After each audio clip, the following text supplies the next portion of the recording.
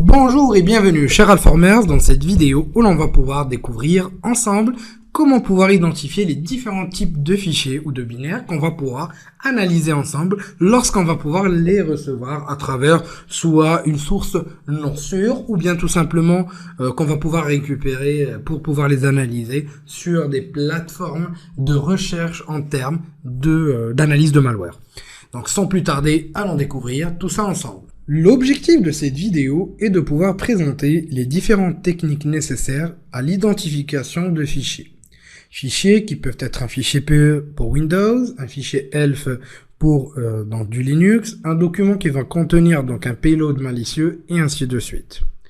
Donc nous allons, dans notre cas, nous focaliser principalement sur les fichiers PE, donc les malwares qui vont pouvoir être beaucoup plus orientés et destinés à des machines Linux, ou Windows, excusez-moi. Et donc les principaux fichiers ou les principaux fichiers exécutables qu'on va pouvoir analyser et sur lesquels on va pouvoir nous focaliser sont les fichiers X, DLL, sys, driver, COM et OCS. Donc à partir de là, bien sûr, et en identifiant un de ces types-là, qui va être bien sûr encore une fois orienté vers un format PE, nous allons donc pouvoir orienter notre procédure d'analyse vers donc l'architecture Windows. Donc les principaux aussi, ou les principales extensions qui vont pouvoir être exploitées vont principalement donc représenter donc tout simplement les extensions ou les formats X ou exécutables, les formats DLL et les formats sys. Donc ça va représenter principalement les différents formats de fichiers qui nous intéressent le plus, donc par rapport bien sûr aux fichiers exécutables Windows. Donc nous allons essayer de nous focaliser sur ces derniers. Mais bien sûr, il ne faut surtout pas se fier donc simplement donc à l'extension du fichier, faux indicateur, et l'extension ne représente pas donc un indicateur du type de fichier. Donc un attaquant peut bien utiliser différentes techniques pour pouvoir modifier l'extension du fichier et changer son apparence pour piéger l'utilisateur, alors en fait que ça reste tout simplement un vrai ou un fichier donc exécutable malicieux. Donc c'est une des techniques d'ailleurs qui est le plus utilisée pour cacher donc les fichiers malicieux. Nous allons donc nous focaliser sur les différentes signatures de fichiers et notamment donc la signature MZ. Donc là je vais me débarrasser un petit peu des petites entrées que j'ai rajoutées ou des petits dessins. Je dessine très mal d'ailleurs.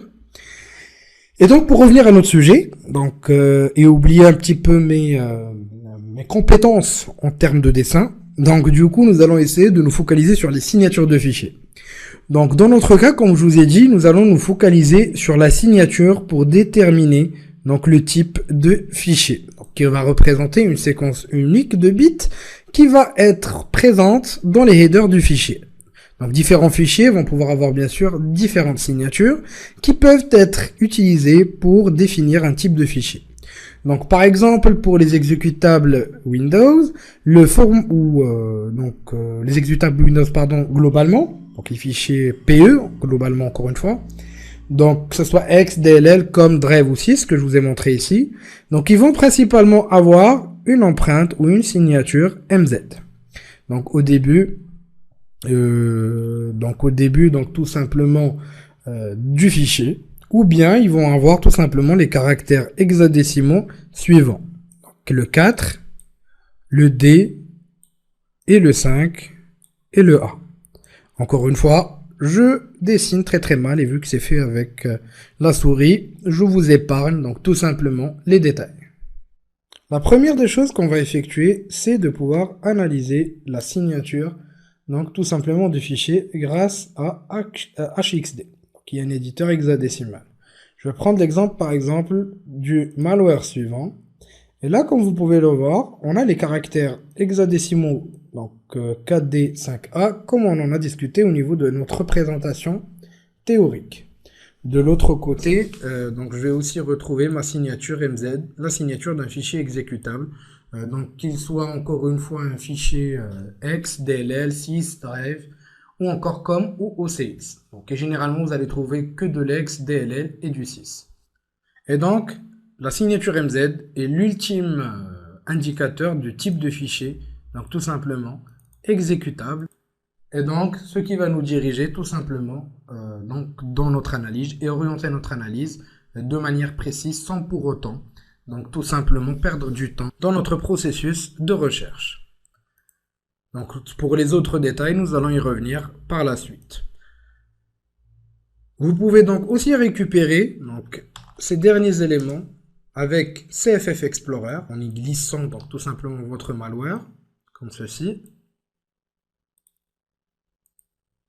Donc là, vous pouvez récupérer le type de fichier, donc, ou le type de fichier, qui dans notre cas représente tout simplement donc, un fichier PE, donc plus précisément un PE32, donc ce qui va référencer tout simplement à l'architecture du fichier exécutable. Donc si vous avez le PE32 ou le Portable Executable 32, eh bien tout simplement ça voudra dire que c'est un programme ou c'est une application qui est destinée à une architecture 32 bits. Donc concernant les différents éléments à analyser sur la partie ou sur le format PE, nous allons y revenir donc dans la présentation qui est dédiée. Pour voir la différence aussi donc avec des malwares en 64 bits, donc je vais essayer de m'authentifier sur ma machine Kali sur laquelle j'ai tout simplement un petit malware en 64 bits. Donc là je récupère juste voilà, donc je récupère juste l'adresse qui est correcte. Voilà, donc c'était Trojan Miner. Et on remarque sur cet exemple clairement que c'est un exécutable destiné à du 64 bits. Encore une fois, il n'y a pas que ces outils qui vont nous permettre d'effectuer cette analyse. Il en existe plusieurs dizaines de milliers, mais nous allons nous focaliser sur quelques outils, des principaux outils pour déterminer le type de fichier dans cette vidéo. Et au fur et à mesure, nous découvrirons d'autres outils qui ont pour objectif de déterminer le type de fichier, mais aussi un bon nombre d'autres informations. Vous pouvez aussi faire la même chose donc avec PE Studio. Donc là, on voit bien que c'est un exécutable en 32 bits. Et là, au second exemple, on remarque bien que c'est un exécutable en 64 bits. Sur Linux, on a aussi différents outils d'analyse ou différents éditeurs hexadécimales que vous pouvez exploiter. Donc, par exemple, dans notre cas, nous allons prendre un premier exemple. Donc, déjà, je vais me diriger vers le bureau, analyse de malware, puis l'analyse statique. Normalement, on va réutiliser aussi donc les mêmes exemples. Donc, binaire, voilà. Donc là, nous avons nos binaires. Et ce qu'on va essayer de faire déjà, c'est de lancer notre éditeur hexadécimal qui est XXD. Donc, et nous allons donc tout simplement afficher le contenu ou la signature ou et nous allons donc directement ouvrir notre malware Jigsaw, donc un autre exemple. Et donc je vais rajouter un petit mort. Voilà.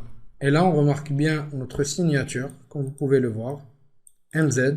Et de l'autre côté, on a les caractères hexadécimaux 4D et 5A.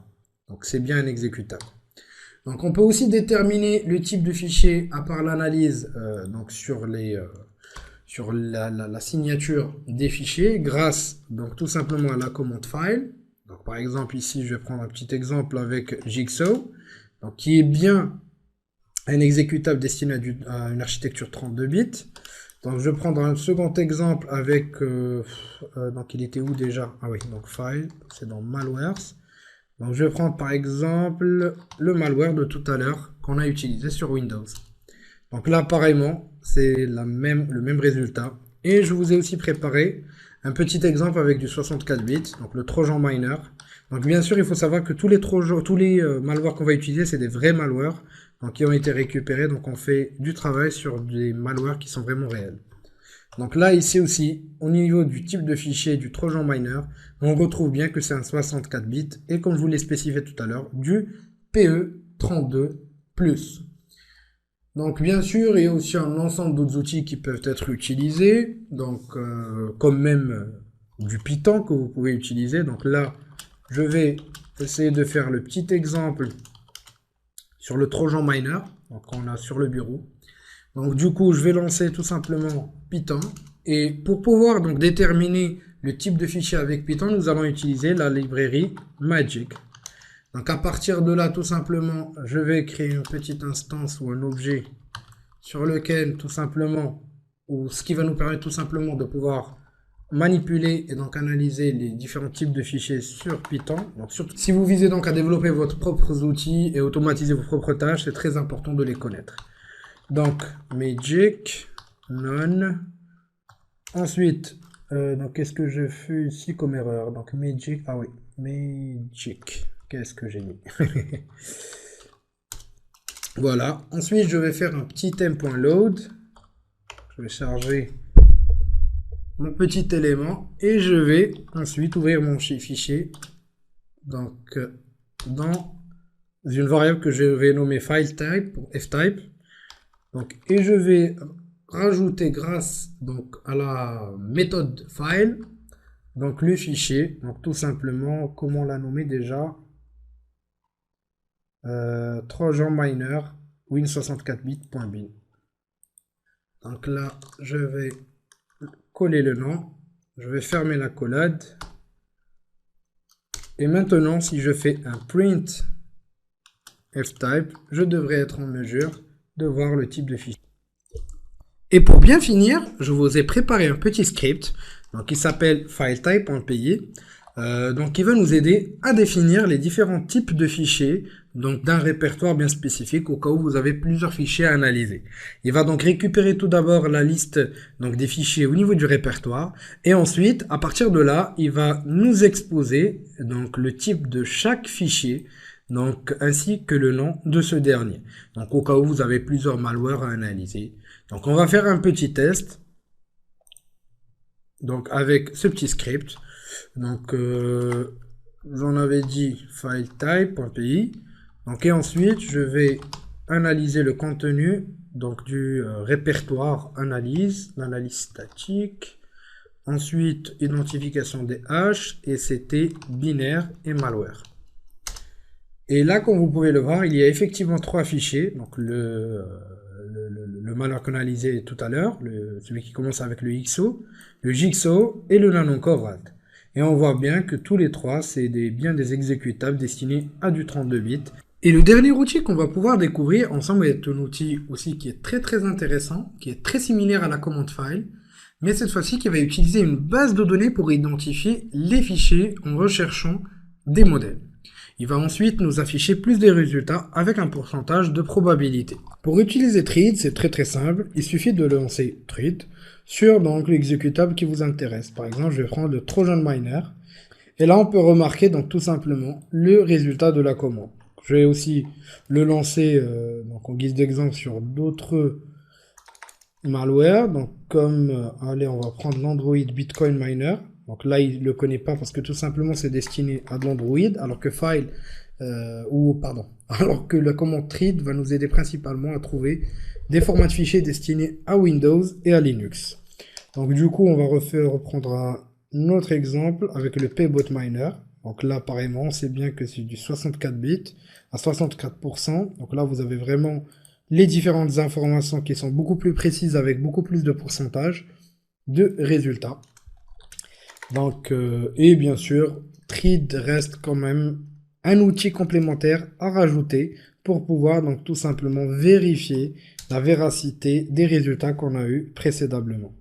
Donc là, encore une fois, on a les différentes infos. À savoir que Thread va pouvoir utiliser une base de données qui va lui permettre donc tout simplement de pouvoir identifier les fichiers en recherchant sur cette base de données donc de format qui a été qui est utilisé donc par Thread. Je vous dis donc merci de votre confiance et à la prochaine vidéo sur Alpha.